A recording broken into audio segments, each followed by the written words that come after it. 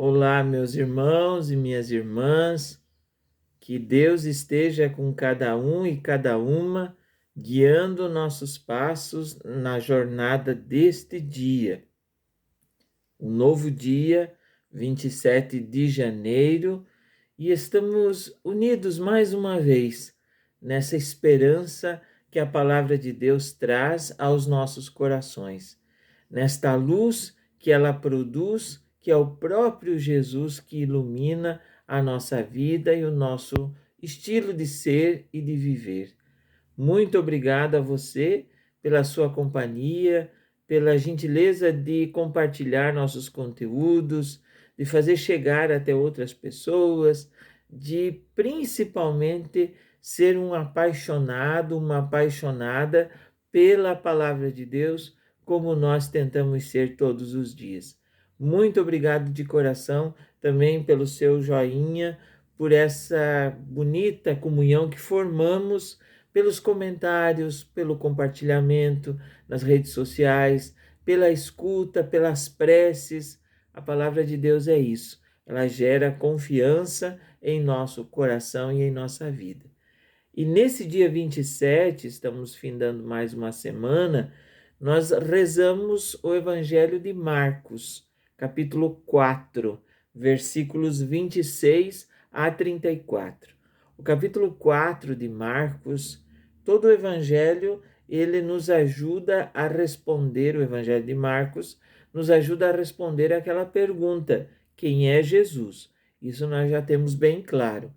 Nós gostamos de repetir essa verdade porque ela é como que uma lente, uma lupa que a gente usa ao ler e rezar o Evangelho de São Marcos. Então, sempre temos que ter presente essa pergunta: quem é Jesus?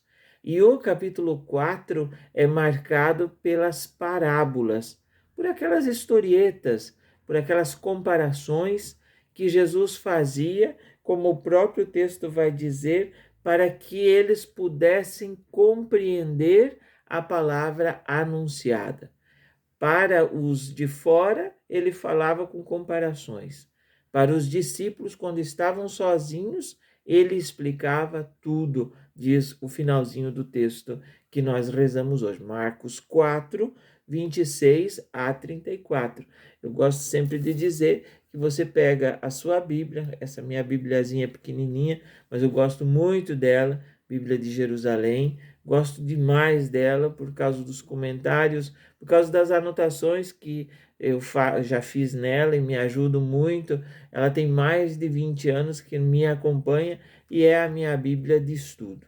Então, você pega a sua, lê de novo Marcos 4, 26 a 34 e deixa essa palavra a cair, a encontrar acolhimento, ser semeada no seu coração, como ela está semeada, está sendo semeada agora nos nossos corações.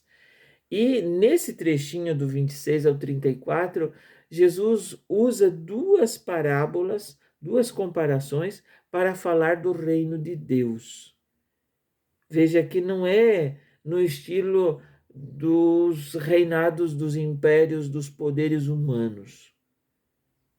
No mês de maio, me parece que haverá a coroação do rei Charles. Vimos a morte da rainha Elizabeth e agora está sendo protocolado todo o processo de coroação dele. Não é desse reino que o Senhor fala, mas sim da ação de Deus no meio de nós, do jeito que Deus age em nós e na nossa vida. E a primeira comparação, ele diz que o reino é como quando alguém espalha a semente na terra. Não adianta a semente guardada no pacote, não adianta a semente guardada na lata, não adianta a semente parada na prateleira. Não tem. A semente precisa ir para a terra. A terra, diz o texto, vai repetir 4 vezes a palavra terra, a terra por si mesma produz o fruto. Primeiro a folha, depois a espiga, por fim os grãos, e quando a espiga todinha está madura, vem a colheita. Veja a dinâmica do reino dessa ação de Deus na nossa vida, que, em primeiro lugar, é um serviço gratuito, dom, é graça de Deus, é felicidade para nós que somos chamados a trabalhar nesse reino, nesse jeito de Deus agir na nossa vida. Depois, precisa paciência, leva um longo tempo. Nós, nesse tempo de pressa, de ansiedade, de aceleração, é um convite que o Senhor faz a termos calma, a sermos pacientes. Porque, veja, primeiro semeia, depois vem as folhas, depois vem a espiga, para depois vir os grãos, para depois amadurecer, para depois colher. E nós já queremos ir lá na ponta, já queremos colher. E às vezes colhemos as espigas com os grãos, uns verdes, outros estragados, outros não tão maduros, e aí acabamos perdendo o serviço. Então, paciência, calma, tranquilidade. E veja que, sim, a palavra é a semente é a palavra, mas depende da terra. Como nos outros evangelhos, lá de Mateus, de Lucas, a parábola do semeador, como tal, essa aqui fica muito parecida com ela, depende do chão. É só terra boa que vai produzir 30, 60 e 100 por um. Se é beira de estrada, se é pedregoso, se é espinhoso, não produz. E essa terra é o coração e a nossa vida. E veja que essa semente, daí vem a segunda parábola, é a semente de mostarda. Não é a semente de abacate, que é grandona. É a semente de mostarda pequenininha, menor do que a cabeça de um alfinete. Mas todos os gestos feitos com a intenção, com a boa intenção, com o estilo de Jesus, com o jeito de Jesus, por mais pequenininha que seja, ela produz efeito. Produz efeito.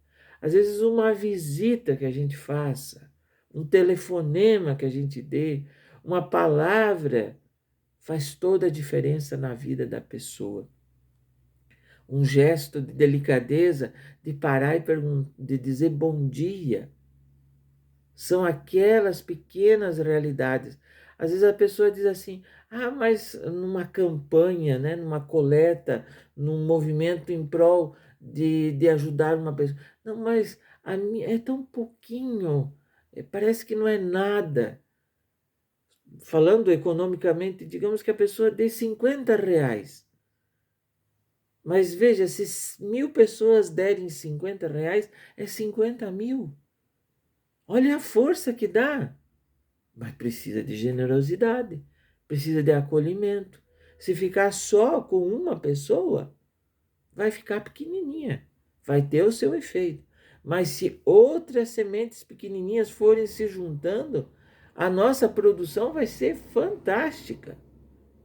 Usei o exemplo do dinheiro, mas e daquelas forças, por exemplo, quando precisa de um mutirão?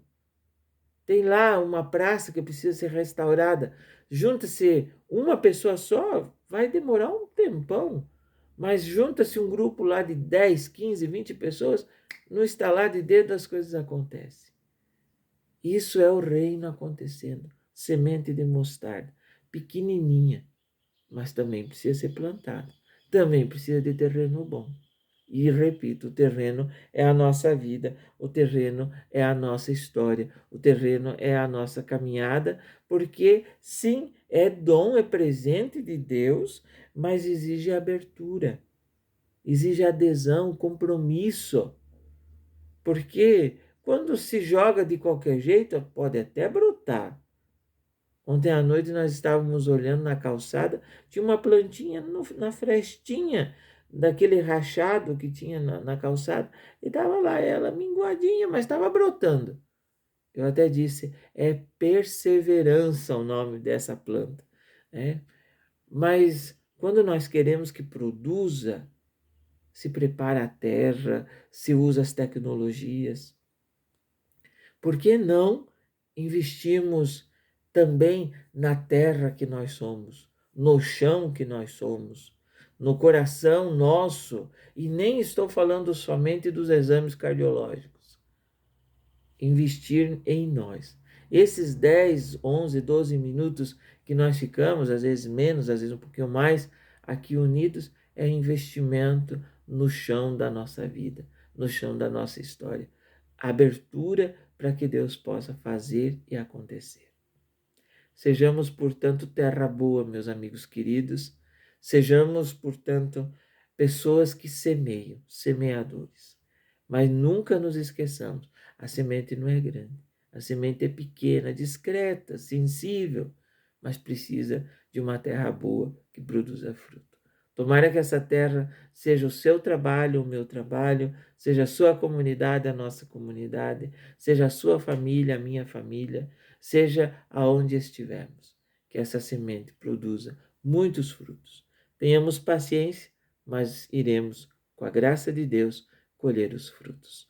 Um grande abraço, fiquem todos com Deus e até amanhã.